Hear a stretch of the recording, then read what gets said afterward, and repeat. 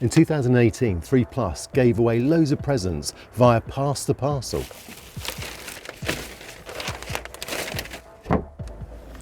And they literally just gave present after present away.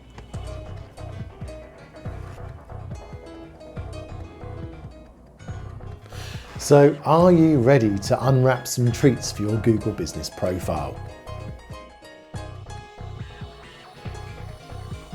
And today we're bringing that excitement to your business profile. Pass the Parcel is a classic party game. And with each unwrap, you'll discover a new thing you can do to get business reviews. And of course, more reviews for your business means more traffic, because reviews build trust.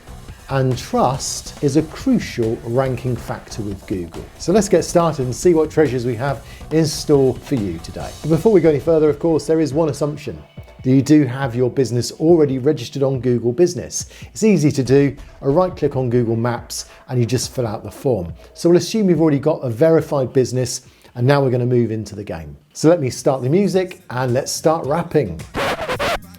Let's start unwrapping. Well, here's the first thing. How many of you have said that your reviews have disappeared? So maybe you get 5 or 6 reviews and only 3 or 4 of them seem to appear on your Google business profile. Well, here's the bonus. First of all, you're not alone. The majority of people are finding the same. I'm finding it myself. I've been fluctuating, not quite making 100, even though I've probably had about 110 reviews so far. A customer of mine the other day wanted to just say thank you, and he said he wanted to write me a review. So I sent him the review, the Google Business Review link, and thanked him in advance. But a week went by and I helped him on something else via email, and I just said to him, did you need any help? Did you manage to find the review okay, the review link, did it work? And he said he had already posted a review. And that gets a bit tricky then, because it sounds like you don't believe him, so you go on, you see it's not there, the review's not showing, but he says he's posted a review. And then, not that you want to make it awkward, but he then sent me a screenshot to show he had posted a review. It was a nice positive review, but for some reason, Google wasn't showing it on my end, even though on his account, his review was showing. So in most cases, reviews are removed because of policy violations, but Google often gets this wrong. So as much as I appreciate Google's trying to get trustworthy and authentic reviews showing, at the moment, the algorithm isn't quite getting it right. Those filters seem to be a little bit unfair on genuine reviews. So that's the answer. Don't get hung up on disappearing reviews. If you want 10 reviews, aim for 15. And that's probably the way to deal with it at this time. Having said that, I have found some of my older reviews suddenly started showing out the blue. So every time there's an update, you may suddenly find you get an influx of old reviews starting to show again because they were genuine. So here's the next unwrap.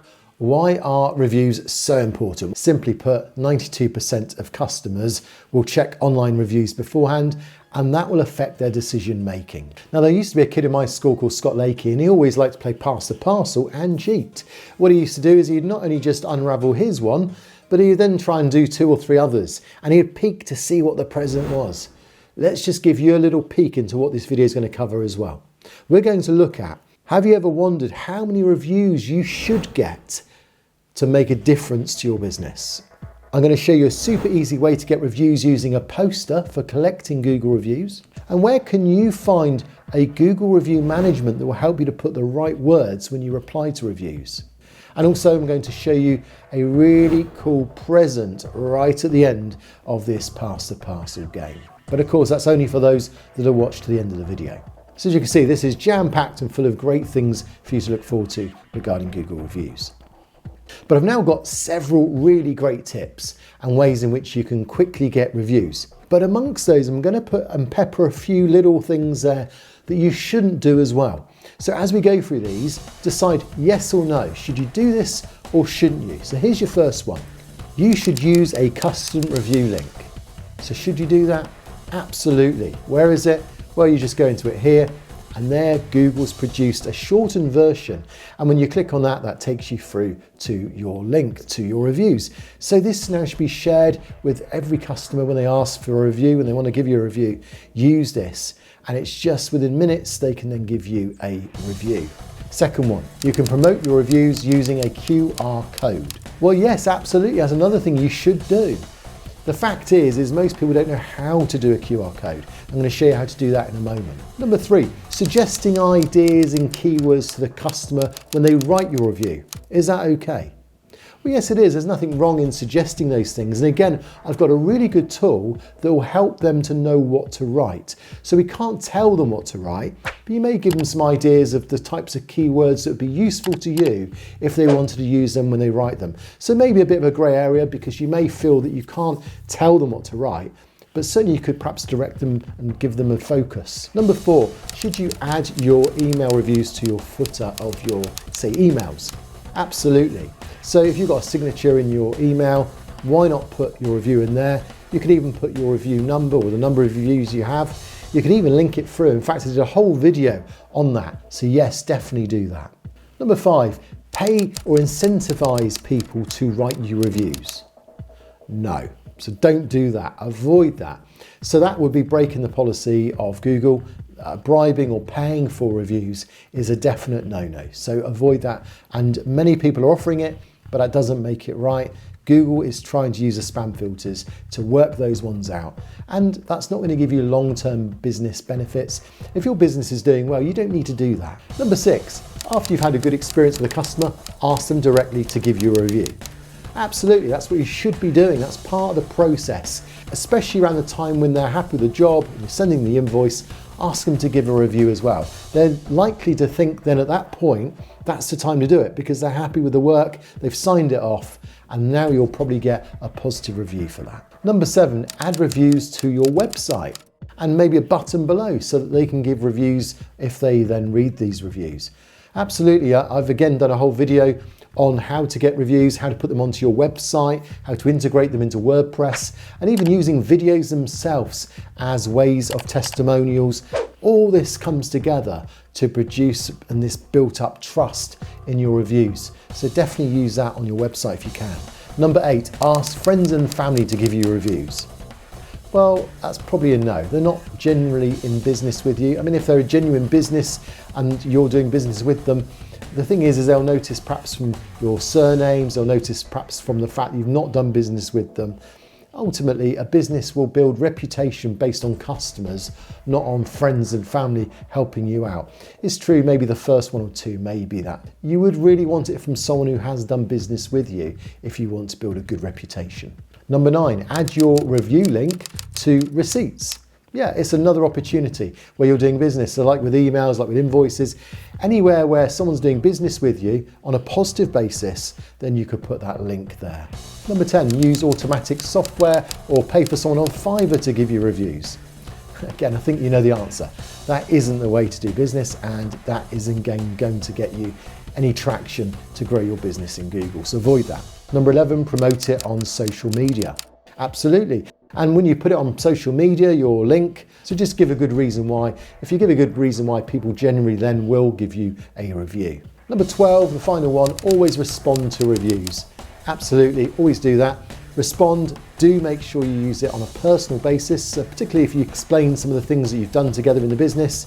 Then that gives a bit more detail, maybe use a few keywords as well, so that when people are reading it, they can see that it's an authentic review. Use the name of the person that's written to you that review and thank them, even perhaps mention thank you for the 4-star or the 5-star review if that's the case. So overall, you just want to make it as simple as possible. Remove all the barriers and enable people to give you reviews in an easy way. They'll gradually come in, and Google particularly likes it where they come in on a gradual basis. So if you've got loads of reviews all coming in all at once, that again sometimes rings alarm bells with Google. Just do it on a natural basis, and over time your business will grow their reviews.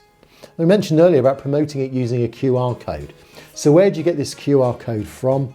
There's a brilliant bit of software, and I'll put the link down below for you. It's down at Surfer Local, and there you can just get a 30-day money-back guarantee. So try it out, see what you think. And if it works for you, then you may well find, because it's not a particularly expensive piece of software, but it'll give you so many extras when it comes to your reviews. So there you can get your own poster, you can brand it, you can get all sorts of extras on there, but you notice you can also add things like keywords as well. And that's why this is a particularly good management tool. You can see what reviews you've had, what you need to reply to, and then on this particular QR code, it gives you an opportunity for them to link through if you send it via an email. It gives you an opportunity to print it off as a poster if it's branded. And also that QR code will take them straight through if they use their photo or their camera on their phone to the website where they can give you a review. So it's all personalised. And you've even got a shortcut you can use there to make it an easy way of making it more memorable. Keywords in customers' reviews are so important, so be careful to make sure that you're suggesting some keywords that are going to be helpful, and they then get picked up by Google and often get shown in ways of helping people if they're looking for something. If you want to know what keywords to use, well then you notice here it's covered in this tool at Surfer Local. So Surfer Local has several really useful tools to help you build your reviews and your reputation. And it's also got areas like citations as well, which is another powerful way of increasing the reputation of your business if you haven't done so. So here's a really interesting question now then, as we unwrap the next one. How many reviews should you get? Well, we know that reviews can obviously vary depending on what type of category or business you're in. But there was a really interesting experiment that was run the other day, and I just wanted to draw your attention to this. A study recently showed the importance of getting more than 10 reviews. So those first 10 reviews are really important. So if you think about how many reviews you've got, now how many reviews do you have? Put them in the comments below. I really want to know. Are you below 10 or are you above 10? And if you're above 10, how many have you got? Because having reviews above 10 doesn't have as much impact as the first 10. And this is what the study went to show, that local ranking study showed that hitting 10 reviews on your local listing will result in a ranking boost in Google's local results. Getting more than 10 reviews though does not help you rank as much. So that first 10 is the key. And Joy Hawkins ran a study on this, and as you can see here, that was what they concluded. There's no set number of reviews needed for number one in Google, so it could be anything at all. It's not just about the review numbers, obviously. So there's no set number needed to get to number one in Google, but certainly you'd probably aim for at least 10. And the thing is, there's many other factors that are going to get you to number one as well. So if it's not all about the reviews, then what is it all about? Well, I put together a comprehensive guide about Google's algorithm and all the other things that are needed as well as the reviews to get you to number one. So you need to watch that video right now, and then that's going to really give you that boost you're looking for to get you to number one in the local search pack. I'll see you on that video.